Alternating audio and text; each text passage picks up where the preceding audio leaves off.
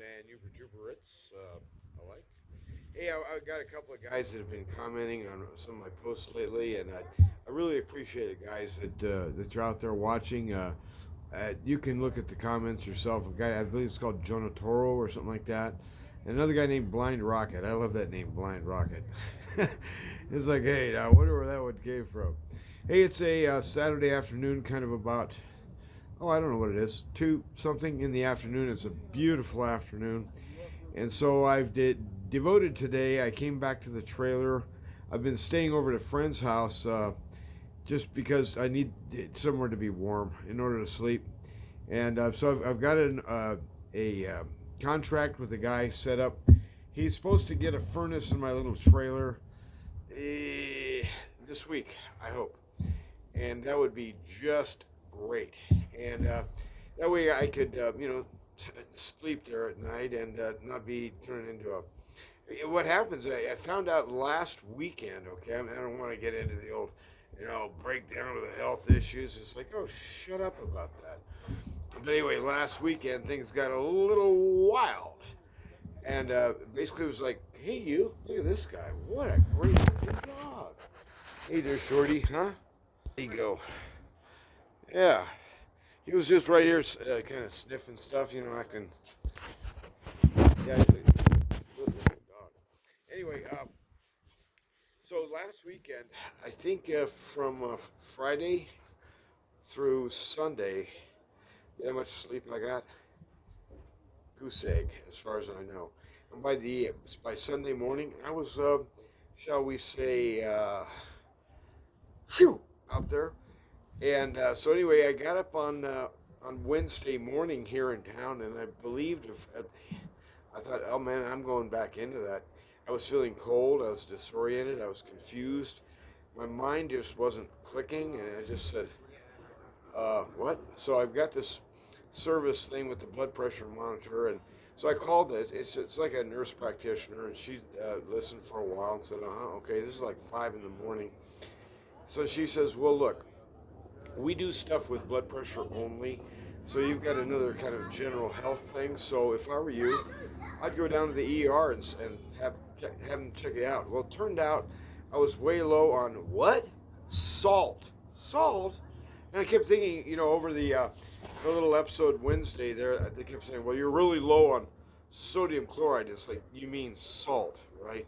And so anyway, the same monitoring agency has been basically nagging me for months, ever since I got lined up with it in August. And it was like, watch out for your salt. Don't eat too much salt.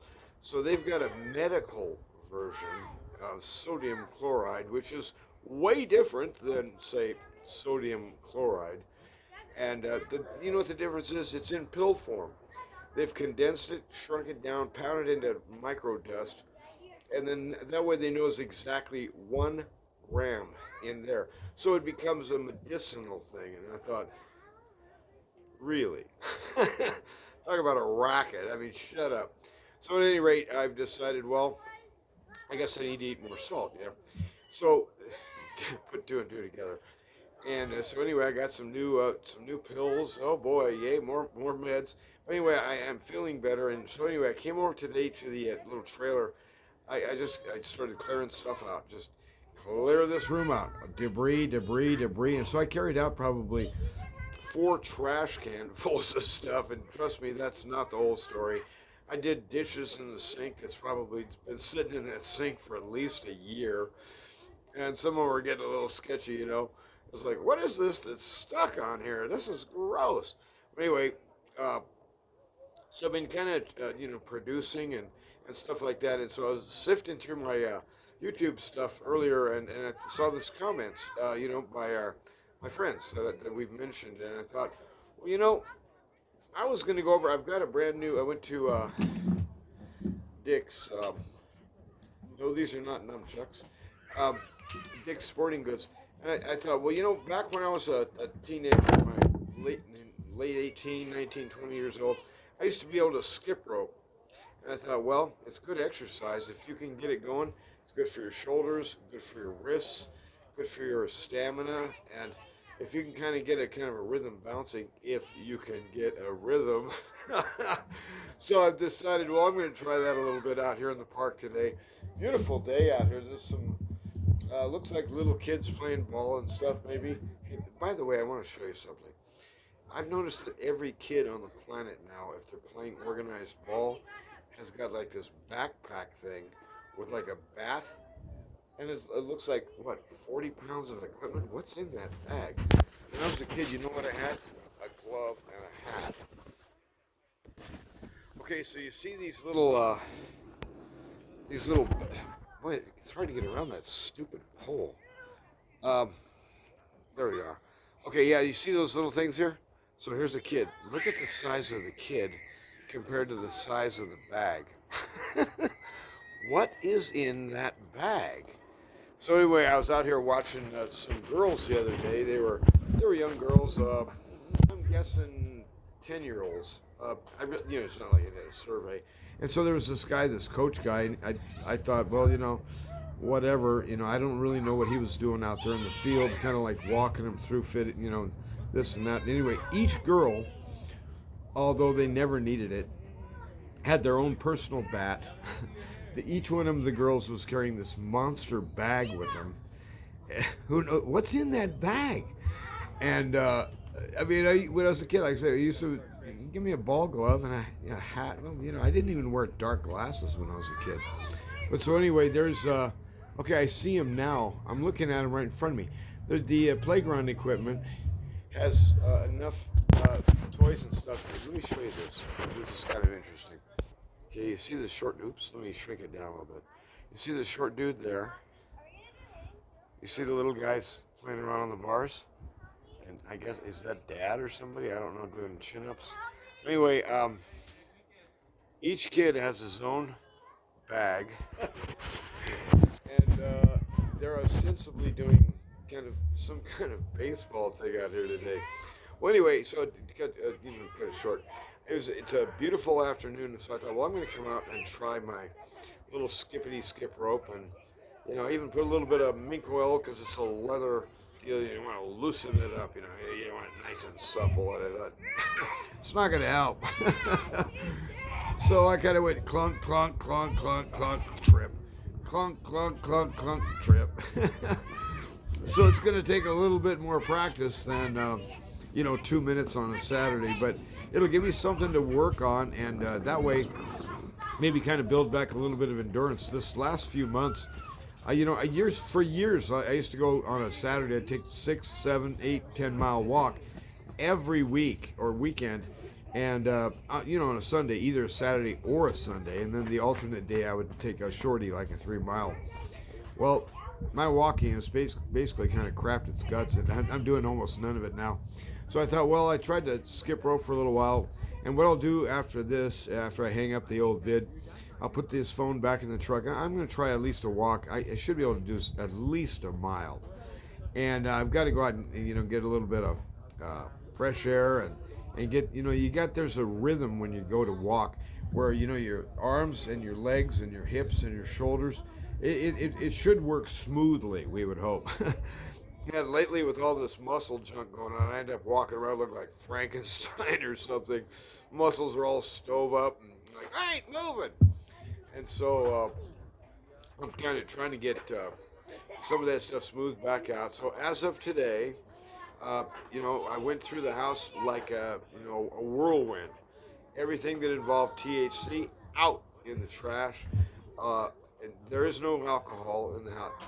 Nicotine, adios. And but I did find out, now this is kind of interesting, and if you're trying to quit smoking, I got to thinking about this the other day, like, why? Okay, I started smoking when I was about 18. Why? And at that time, it was like a buzzing kind of sensation in the back of my head. It kind of felt like my neck had been elongated about 1.5 inches, like my head just lifted up. But that's only on the first cigarette, right? After that, the second cigarette, much less so. By the time you're on the third cigarette, you don't notice it. So what that is a dopamine hit. And dopamine is a happy brain drug. We like happy brain drugs around here. Boy, do I. I was talking to somebody the other day, and I said, basically I'm addicted. And they said, what are you addicted to? I said, addiction. Give me something to be addicted to and I'll find a way to do it. Anyway, so the idea of these happy drugs, these brain drugs. So I thought, well, I've got to find some creative and good wholesome ways to get good dopamine hits. So if you look it up on Googly, you can find that there is such a thing as, say, steak or high value protein. That's a dopamine hit. Dark chocolate, that's a dopamine hit. Even fresh air, you know what I mean. When you draw it in, have you ever been up there or somewhere in the mountains and you step out of the vehicle and you draw in that green air? I mean, it's all this living stuff and everything. Dopamine. So in other words, what we need is these sort of nudges. Well, that's what the beer was for, except it doesn't work anymore, right? What happens is at the very beginning, yeah, but then you try to repeat that. Why? Because you liked it. Well, the reward is lesser, and then basically it's a flat line.